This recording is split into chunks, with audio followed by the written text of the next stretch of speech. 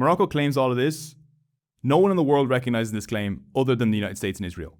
Here in Morocco, Morocco's an Arab country, but the original people are Amazigh, Berbers, is what they're called in English. They speak Tamazight, but Arabic is the main language now.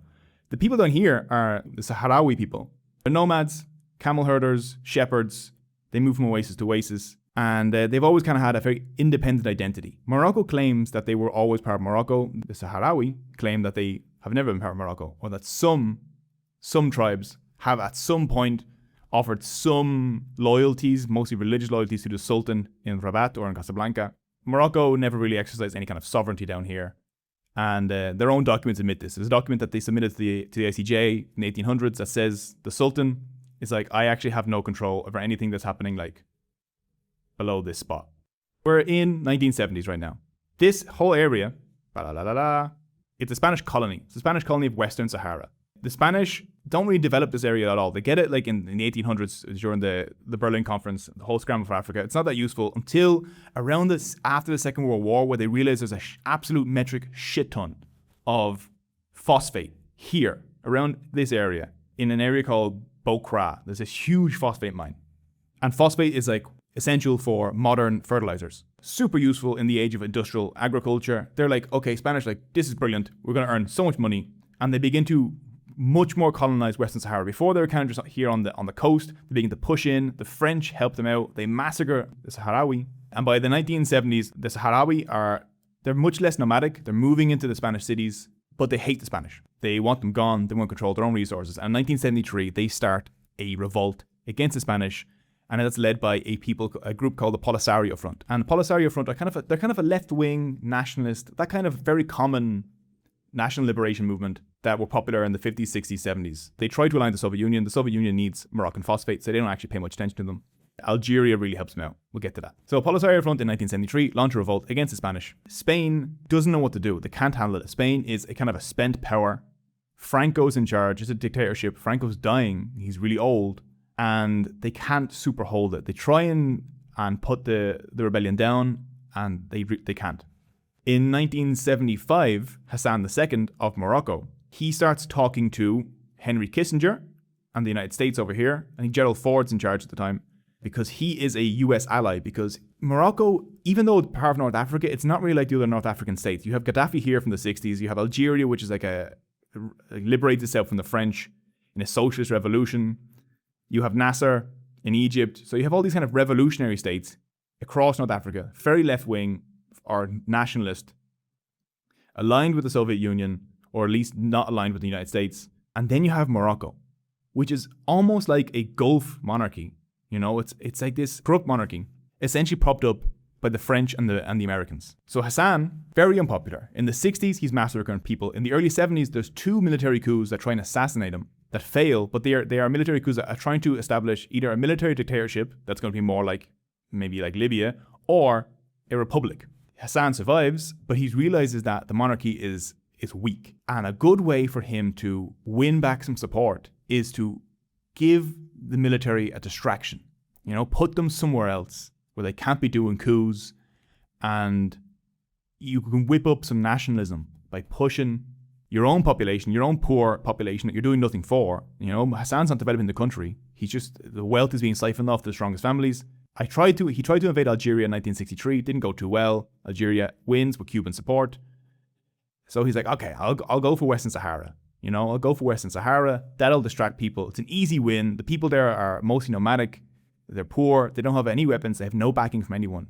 And they're in the middle of rebellion against Spain. Spain's not going to fight back. So he goes to Henry Kissinger. Henry Kissinger gives him the green light. He's like, go ahead and invade. Henry Kissinger writes memos to the other American officials. He's like, look, if Hassan doesn't win in Western Sahara, he's finished. So we need to make sure he wins. So the Americans support Hassan. Hassan invades Western Morocco. Actually, an important part is that Western Morocco and Mauritania, which is this one here. Spain's talking about leaving Western Sahara, and they're going to leave it to the Polisario Front, and it's going to be independent. Morocco and Mauritania both claim Western Sahara as their own. Morocco claims it because they say tribes there gave loyalty to the Moroccan Sultan. Mauritania's claim, even though everyone kind of ignores it, it's actually a better claim, because culturally and linguistically, the Sahrawi are much closer to Mauritanians than they are to Moroccans. because they speak a dialect of Arabic called Hassaniya Arabic, which is the same one spoken here, which is not the same as Moroccan Arabic or Amazigh, which is a completely different language. There are some Sahrawi here in southern Morocco. This border is completely arbitrary. And if you ask the Polisario Front or the Sahrawi, they will also say this border is completely arbitrary. There's Sahrawi here, Sahrawi here. They take their claims to the International Court of Justice, the ICJ. And the ICJ essentially says no. The ICJ writes, Morocco and what they call for some reason at the time, the Mauritanian entity, have no claims of sovereignty over Western Sahara. And that Western Saharans deserve their own right to self-determination, and that Spain has to hold a referendum and let them decide if they want to be independent or who to join. Spain begins to prepare the referendum, and then Hassan is like, okay, look, well, I'm just going to have to invade because I need Western Sahara. If I don't get it, the monarchy is going to collapse. So he begins to pile up some troops here in 1975. He gets very lucky in the fact that the Americans support him, and on the day that he's going to launch his invasion, Franco dies. Francisco Franco, the dictator of Spain, falls into a coma and dies.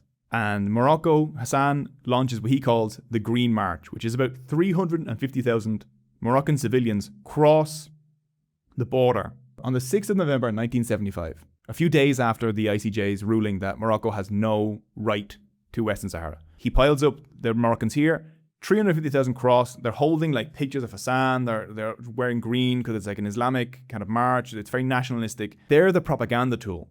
So there's images everywhere of this green march. It's like peaceful march into Spanish territory, into Spanish colonial territory to liberate it. In reality, about a week before, Moroccan troops had crossed in and they started to fight with the Polisario Front and already begin to conquer the territory. The Green Marchers get to like here.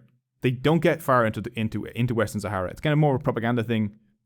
And then they return like a week later. But the conquest has begun.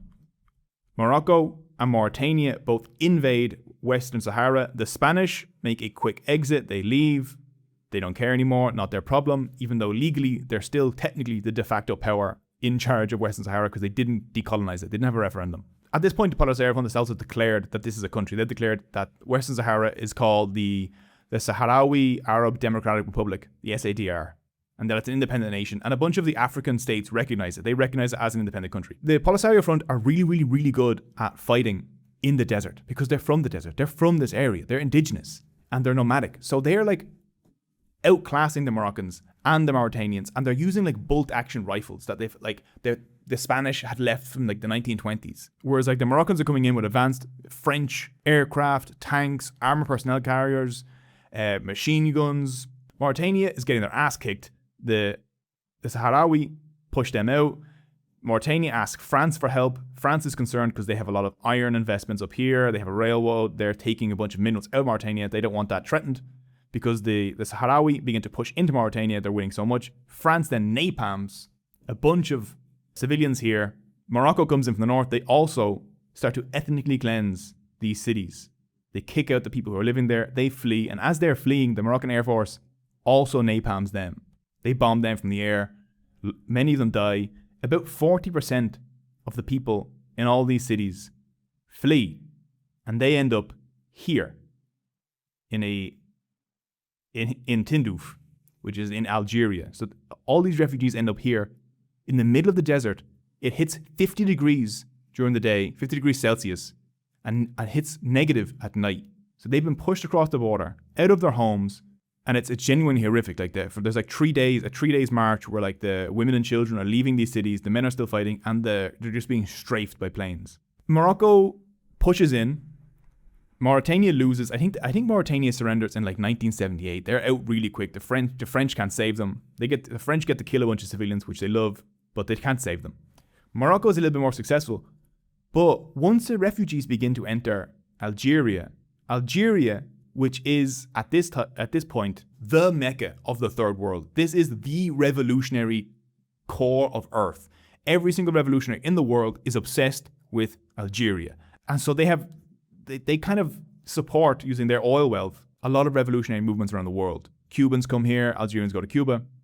So when they see this happening, and not before, Morocco will say that before this happened, Algeria was supporting the Polisario, and that they invented, much like Zionists say, they say Algeria invented the Polisario Front's nationalism. which isn't true because the Polisario Front was fighting from 1973 and Morocco wasn't supporting, Algeria wasn't supporting them in 1973. They only began to support them after the Moroccan and Mauritanian invasion. So you have these refugees pouring across the border into Algeria, and Algeria decides to support the Polisario Front. The Polisario Front gets Algerian weapons, Algerian training. They can go to the camps, they can train there, they go back in.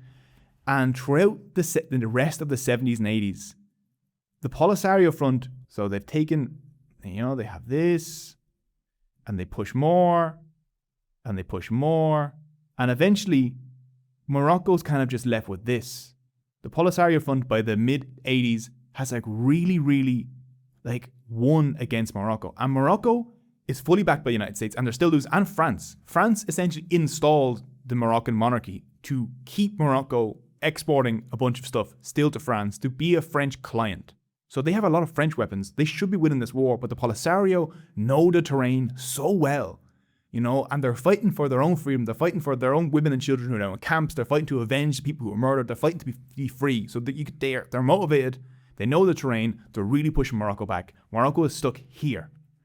Then, in the 80s, the United States is like, look, we need Morocco. Morocco is essentially our Saudi Arabia and our Iran, because Iran is a dictatorship, a US-backed dictatorship under the Shah at this time, in North Africa. They hate Algeria.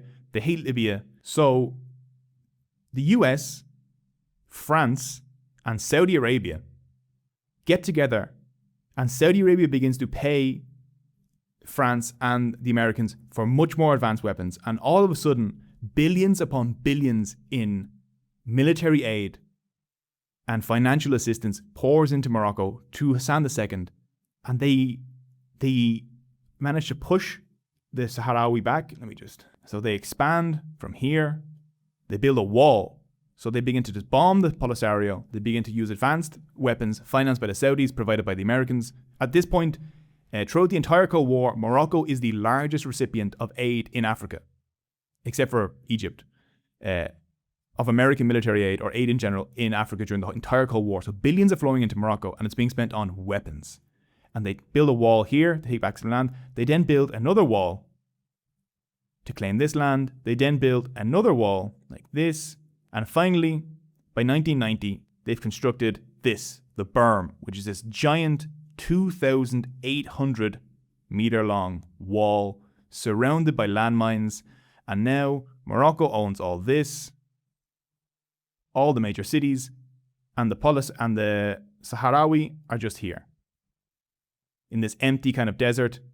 And the majority of the population live here in these camps in Tindouf with essentially no possibility of going home, because the Moroccans have a complete occupation going on here. It's an extremely repressive police state.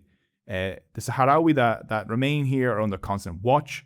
Morocco sends in settlers to replace the population, to essentially entrench the occupation and to make it look normal. The Polisario Front, they almost won militarily, and diplomatically they've done a great job. The Western Sahara has been at some point recognized by 80 countries. Morocco had to leave the African Union because of Western Sahara, because everyone else recognized Western Sahara, and Morocco didn't like that. So they have done a great job. The issue is when the great powers don't support you, it doesn't actually matter how good you are at anything. If the United States and Europe don't support your claim, you're screwed unless you have overwhelming military support.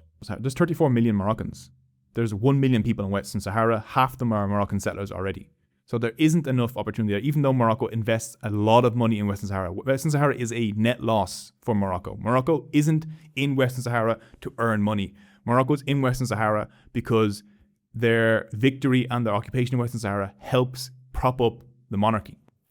Most of the people who were displaced from Western Sahara were displaced in the 70s, and now you have the remaining population who lives under kind of a police state. You have the people in the camps who are just completely dispossessed. And the settlers who are coming in from Morocco are paid by the Moroccan state a lot of the time, or given subsidies and benefits to go in. Up until very recently, no one else in the world recognizes this. That's why every single map shows this area as blank.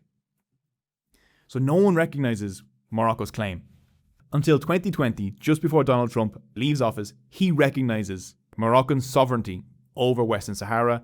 The deal for that is that he says he'll recognize Morocco's claim over Western Sahara if Morocco renormalizes relations with Israel. Now, Morocco and Israel, as we went over earlier, are already very tight. Morocco has always been an Israeli ally. They allow Israelis to spy on their country.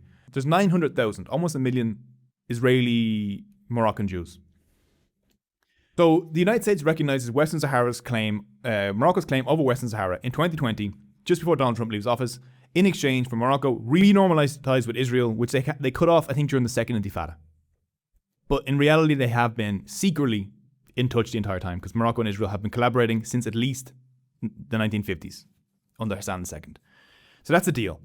The US recognizes their claim of Western Sahara, which is also ridiculous because the United States, just like between Israel and Palestine, the United States is the main negotiator in the peace process between Western Sahara and Morocco.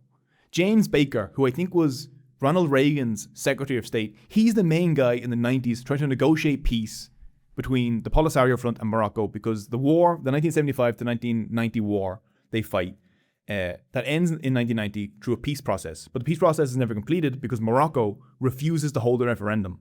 And they flood the area with settlers, much like Israel, to block any kind of referendum. So the United States is involved in the negotiations. It's involved in the peace process.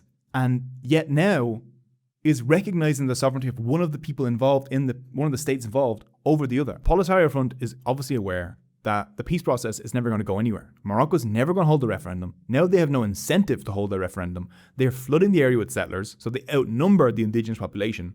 Most of the indigenous population is in Algeria in refugee camps for 50 years now.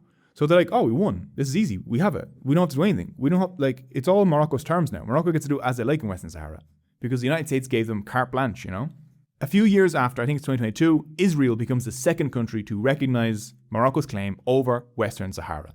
So now the two countries that are most close to Morocco are Israel and the United States.